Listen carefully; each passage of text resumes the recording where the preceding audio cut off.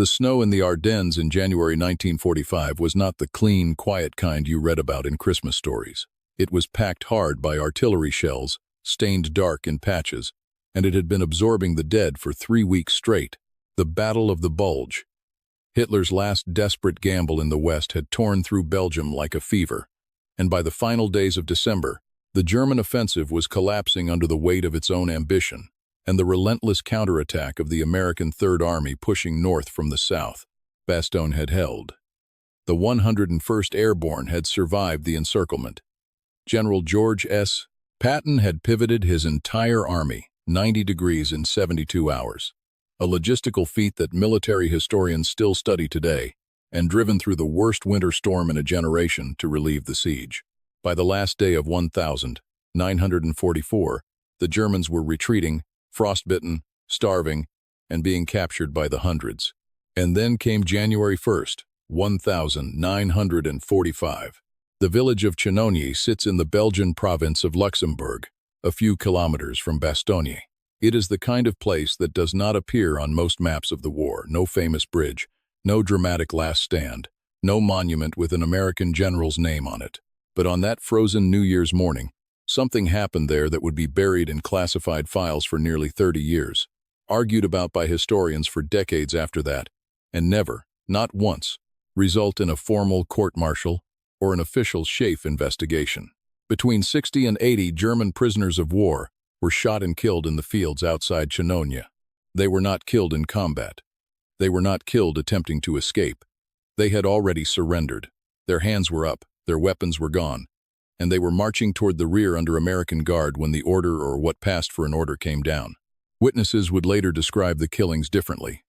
Some said it was spontaneous, some said it was directed, some said nothing at all for the rest of their lives. The unit involved was the 11th Armored Division, part of Patton's Third Army, which had been thrown into the Ardennes counteroffensive with almost no time to prepare. The 11th Armored was a green division. It had arrived in the European theater of operations less than a month before the Battle of the Bulge began, and its baptism of fire had been brutal. It suffered severe casualties in the fighting around Bastogne in the last days of December. The men were exhausted. They were cold in a way that seeps into the bones and stops feeling like cold at all. And they had, days earlier, come across evidence of what the SS had done to American prisoners not far away. That context matters. It does not justify what happened at Chenogne, but it is the context that anyone trying to understand the event honestly cannot ignore. The massacre at Malmedy had occurred on December 17, 1944, 8 days into the German offensive. Members of Kampfgruppe Peiper, the SS battle group commanded by SS Obersturmbannführer Joachim Peiper, had captured approximately 84 American soldiers from the 285th Field Artillery Observation Battalion at a crossroads near the Belgian town of Malmedy. The prisoners were herded into a field. Then the SS troops opened fire. Some survivors played dead in the frozen mud and escaped after dark. The rest did not. When American forces recovered the site days later, they found the bodies still in the field, some with execution-style gunshot wounds to the head. News of Malmedy traveled through the American lines at the speed of rage. According to a combat report filed in late December, a sergeant in the 11th Armored Division noted simply, "The men have heard about the crossroads. Morale is not the word for it." That rage had been building for weeks by the time American units reached the outskirts of Chenogne, and on January 1st it found a release. The exact sequence of events at Chenogne is disputed, as it always is when the perpetrators have every reason to stay silent, and the witnesses are men who spent the rest of their lives trying to forget. What historians have pieced together from after-action reports, private diaries, and the eventual testimonies of veterans, some of which did not surface until the 1990s, suggests that a group of German prisoners, possibly soldiers from several different captured units assembled together, were shot in the fields outside the village by American soldiers. The numbers range from 60 to more than 80 dead. One of the most direct accounts came decades later, in a letter published by military historian Peter Schrijvers, in which a veteran of the 11th Armored wrote plainly about what he had witnessed. Prisoners being shot in groups. American officers nearby, no one stopping it. Patton himself recorded something in his diary that has been cited repeatedly in historical discussions of Chenogne. On January 4th, 945, 3 days after the killings, he wrote, "We also have been shooting prisoners in cold blood, the same as the Germans. That entry is real. It is in the Patton Papers, held at the Library of Congress, and it is one of the most extraordinary sentences written by any senior American commander during the Second World War, an acknowledgement, in his own handwriting, that American soldiers had done what the enemy had done, and that he knew it. What Patton did not do, what no one in the chain of command did, was order a formal investigation. No one was ever charged for Chenogne. No general officer faced a court-martial. No enlisted man was tried. SHAEF Supreme Headquarters Allied Expeditionary Force under Eisenhower never opened an official inquiry into the events of January 1st in the fields outside that Belgian village. The matter was filed away, or not filed at all, and the silence held for 3 decades. To understand why, you have to understand the position the Allied command was in during the first week of January 1945. The Battle of the Bulge was not over. German forces were still fighting in the Ardennes. The American public had been shaken by the German offensive. This was supposed to be the end game, not another crisis.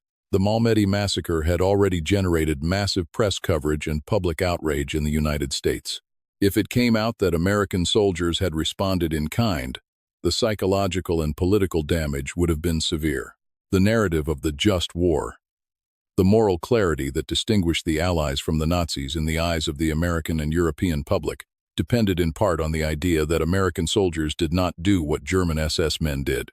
They had, and so the silence was chosen, not by any single order, not by a memo with a stamp marked classified on the cover, but by the collective decision of men at every level of command to not ask the questions that would produce answers no one wanted. Patton is the central figure in any examination of Chenogne.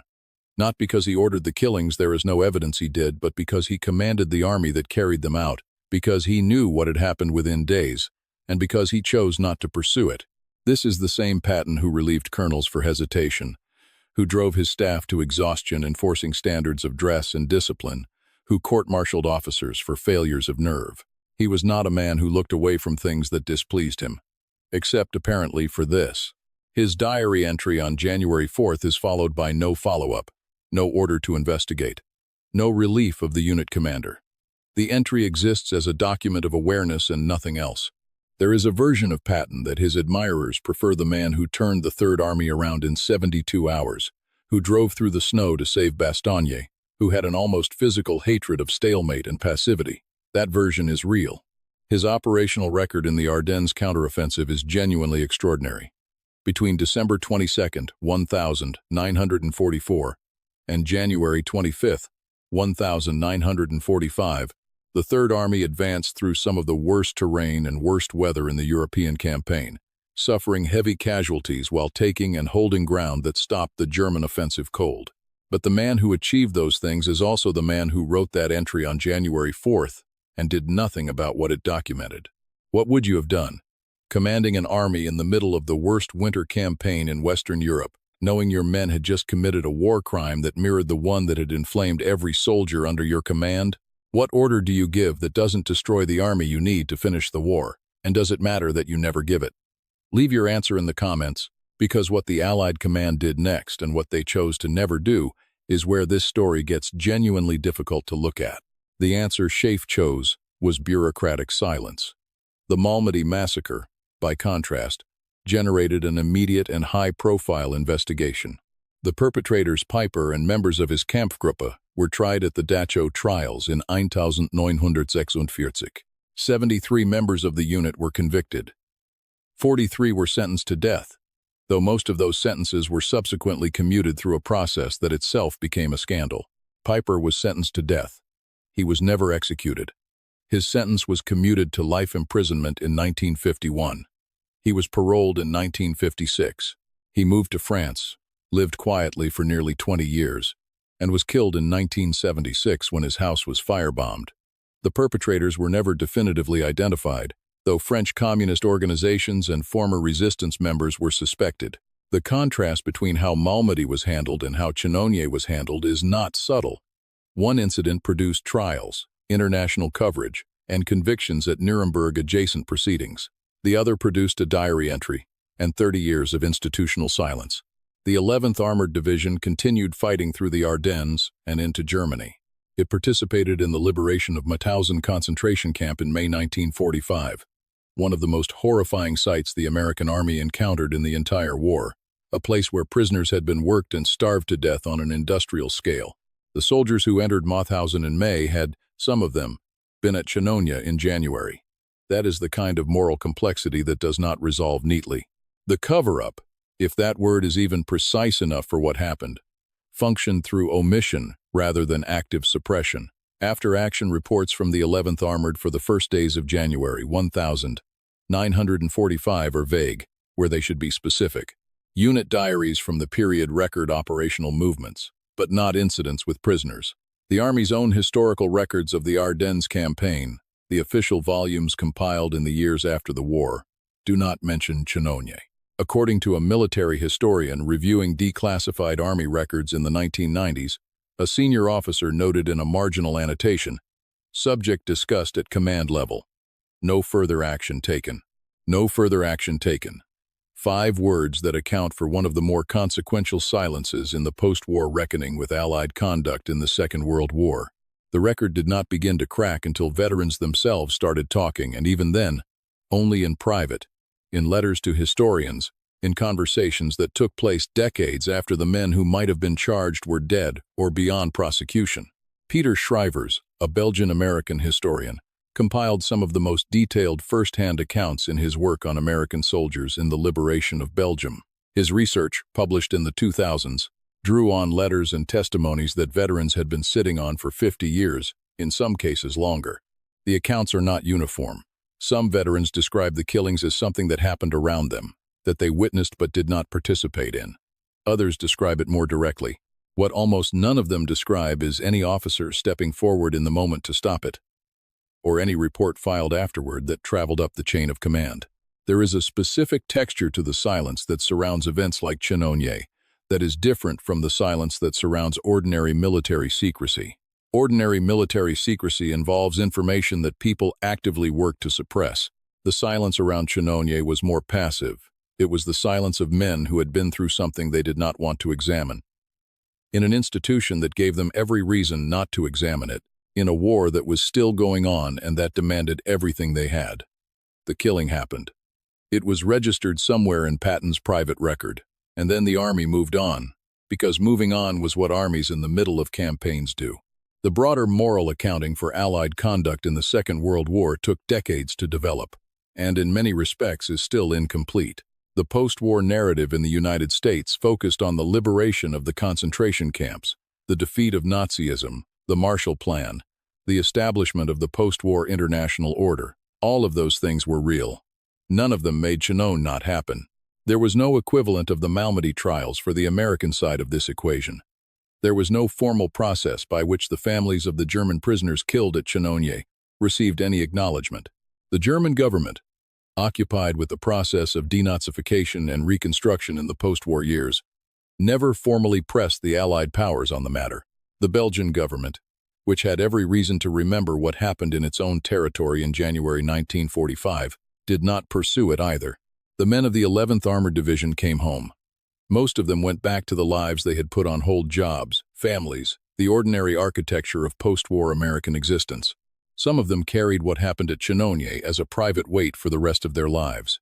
A few eventually wrote about it or spoke about it in the careful, oblique way that men of that generation discussed things they were not proud of. Almost none of them were celebrated for it. Almost none of them were punished for it. Joachim Peiper, who commanded the unit responsible for Malmedy, went to prison. He was paroled. He lived 30 more years before a violent death in a French village.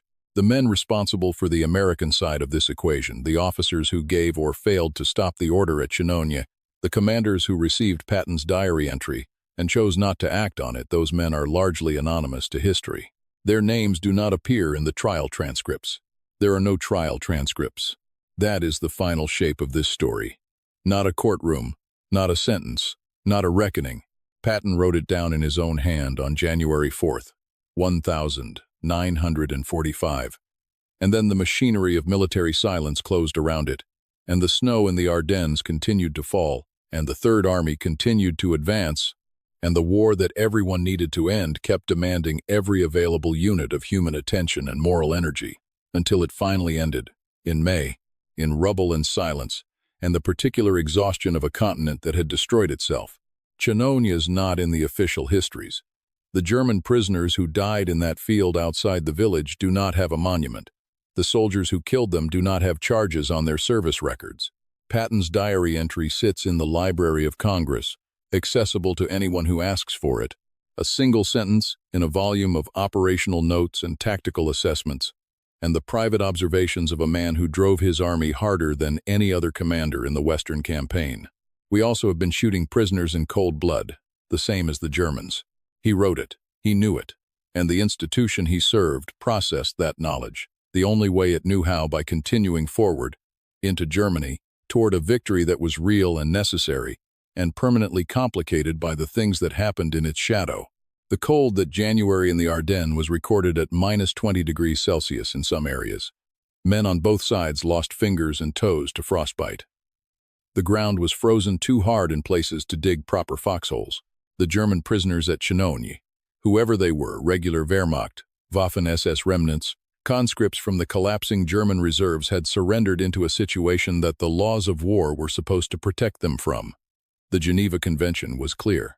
Prisoners of war were not to be harmed after capture. Every American officer had been trained on this. Every enlisted man had been told. The laws of war held at Nuremberg, where the surviving architects of Nazi Germany were tried and convicted. They held at Dachau, where the men responsible for Malmedy were sentenced.